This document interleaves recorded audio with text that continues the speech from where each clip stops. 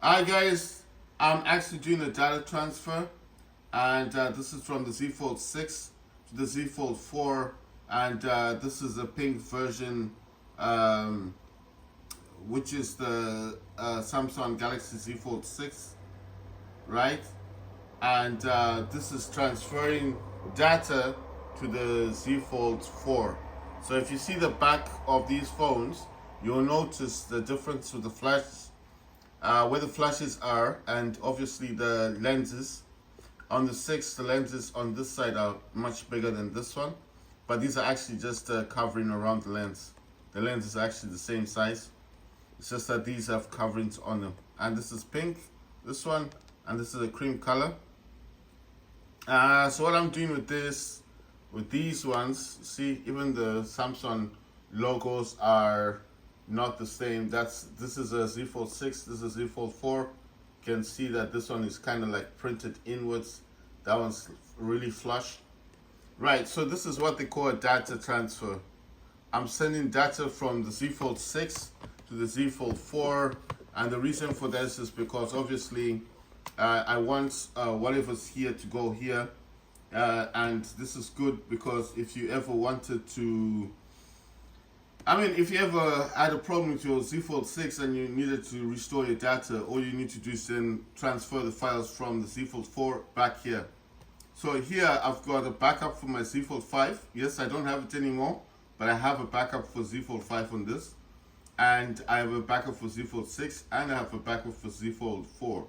So if ever I had a problem here, I just have to go to this one and send the data back. Right now I'm sending data from the Z Fold 6 to the Z Fold 4, and this is why this is the only one that's counted percentage, and it's saying apps right there, whereas this one is just got the round circle. This is sending, it's transferring.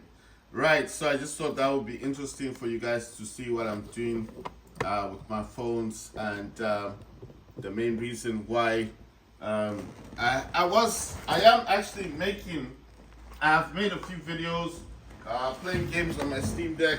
I do want to play games on the iPhone and on the Samsung because those games I feel are kind of more interesting, like fun to play and stuff like that. But obviously, if I start uploading videos, then I can't play games because it takes a long time, especially for some reason on the iPhone. It used to take a shorter period of time, but for some reason these days it does take longer. I don't know if they've changed the rules on YouTube on how much you can actually transfer. Sorry about that, I'm just shifting the phone closer to my Steam Deck because I will be playing games on the Steam Deck actually. So this was not intended to be a video about I will make a video about Samsung, but I didn't want to make a video right now about this. Right, so let me change this. Let me actually put this one over here so you guys can still see what I'm doing with the Samsungs. Then you can see that I'm actually transferring data, right? I do actually have another phone, which is my iPhone, what you call this, my iPhone. Man, this thing is always an issue with what I want to do with it. Every time I do an update, it always turns on the Bluetooth. It's something I really, I don't have an issue with the Bluetooth, but I just wish if it didn't do that, Just has this weird habit of wanting to always put, just wanting to always like put it always wants to put. Sorry, I'm just setting up my phone to play videos like the games that I've been playing. What I mean is, it always has this habit of playing stuff that's kind of, I don't know what words I'm looking for. Anyway, guys, let's get the Steam Deck ready for gaming.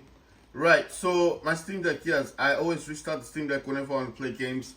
Reason for this is because I feel like if I restart it, it's gonna start up fresh and all of that. So now I need to log in.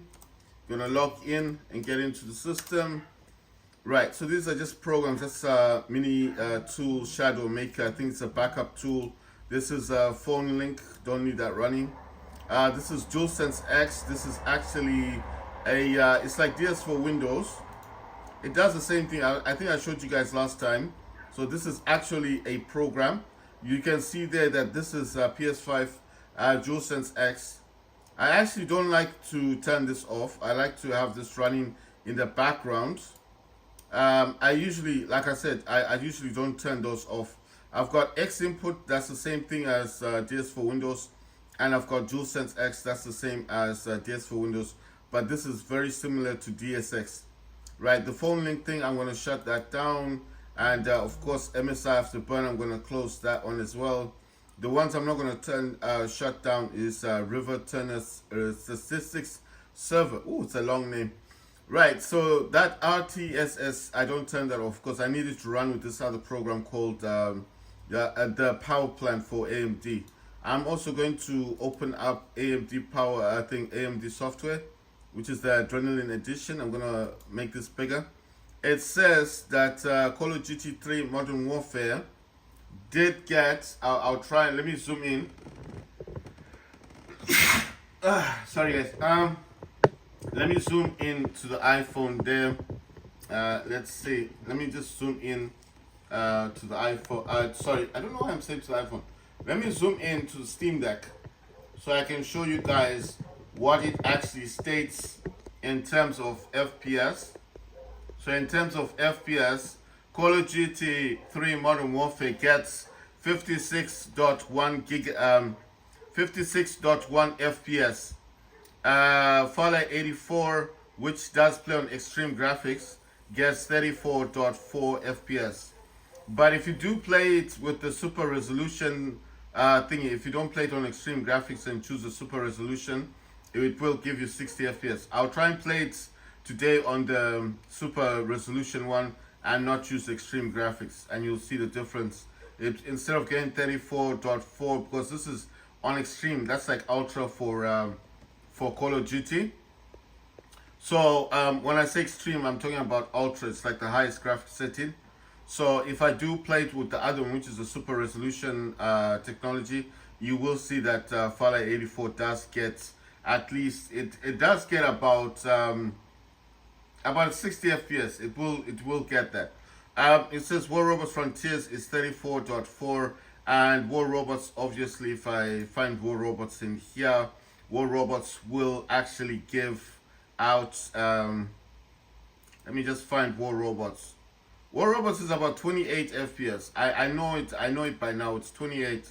There you go. It says it there. 28 FPS. I need to zoom in a bit more, and then you guys can see it a bit. I'm recording this with the iPhone 14 Pro Max. You can see that it says War Robots 28 FPS right there. 28 FPS. War Robots Frontiers, which is the same developer as War Robots, gets 34.4 FPS. Vega gets 37.2 FPS. So it does have it does show you the FPS counter. I think this one. Let's see what game this is. The casting of Frank Stone demo. This was a demo that I had downloaded. I think it was showing me the FPS count. Let me try and get that again.